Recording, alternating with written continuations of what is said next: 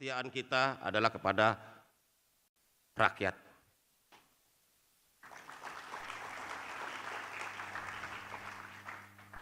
Pertama saya ingin menyampaikan bahwa permohonan maaf bahwa seharusnya kongres ini diselenggarakan Desember 2024 atau tahun 2024 dan kita tertunda hampir cukup lama, hampir setahun kita baru bisa menyelenggarakan kongres ketiga Projo.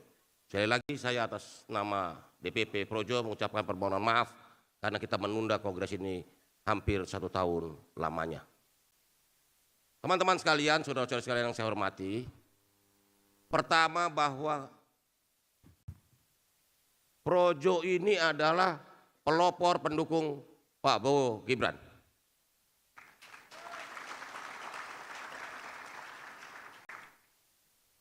Karena itu kita berkomitmen untuk terus mendukung dan memperkuat pemerintahan Prabowo Gibran.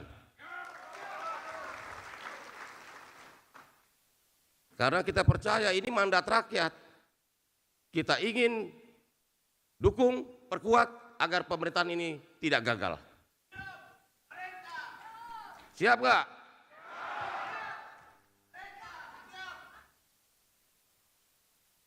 Kedua, kami menilai bahwa agenda politik Pak Presiden Prabowo ini harus kita dukung dan kita perkuat terus-menerus. Karena apa? Karena pikiran dan hati Pak Prabowo ini untuk rakyat.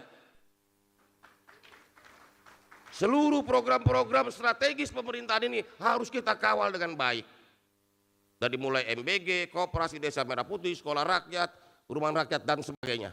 Yang pasti pemerintahan ini adalah pemerintahan yang berpihak kepada rakyat sesuai dengan jati diri kita, cita-cita kita, nafas kita, setia di garis rakyat.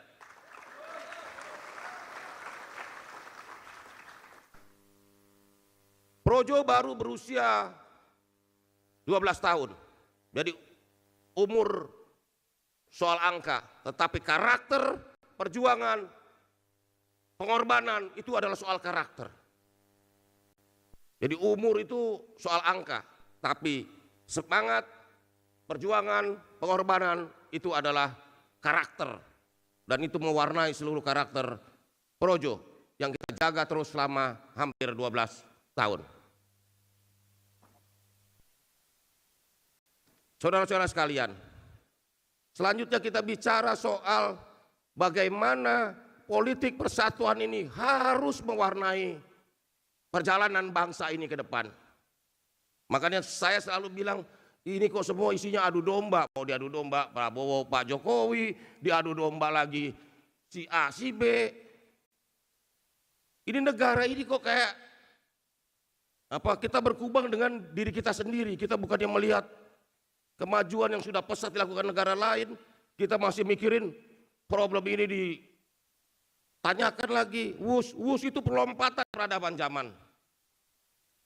Kalau ada problematika nanti di pelaksanaan teknisnya, silakan aja aparat penegak hukum periksa.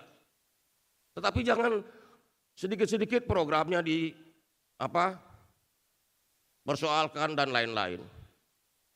Karena saya yakin kalau program Pak Prabowo ini berjalan, ini akan membawa manfaat dan kemajuan yang penting bagi bangsa Indonesia ke depan. Selanjutnya, kita berharap bisa memperkuat agenda politik Pak Prabowo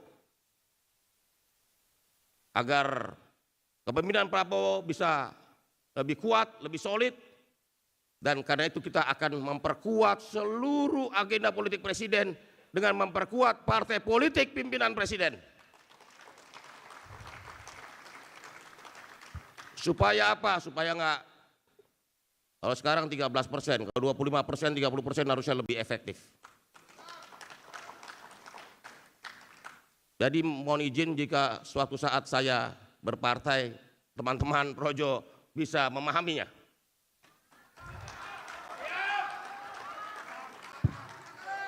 Nggak usah ditanya lagi partainya apa. Karena apa? Saya mungkin satu-satunya orang yang diminta oleh presiden langsung di sebuah forum.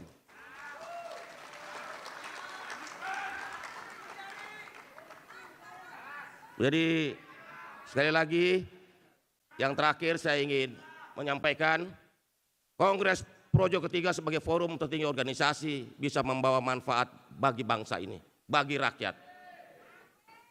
Karena kita selalu mendukung pimpinan-pimpinan rakyat. Pak Jokowi dengan program kerakyatannya dan Pak Prabowo dengan pikiran dan hati yang nyata-nyata, jelas-jelas berpihak kepada kepentingan rakyat. Dan itu sesuai dan senafas dengan semangat, jati diri dan karakter Projo sebagai organisasi relawan yang berkesadaran penuh bahwa Indonesia maju hanya bisa diwujudkan dengan rakyat yang semakin cerdas, rakyat yang semakin maju, dan rakyat yang berdaulat dan berdikari.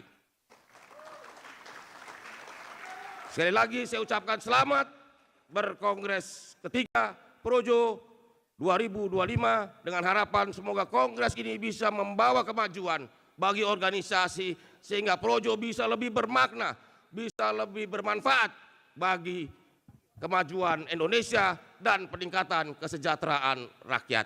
Sekali lagi terima kasih. Wassalamualaikum warahmatullahi wabarakatuh. Salam.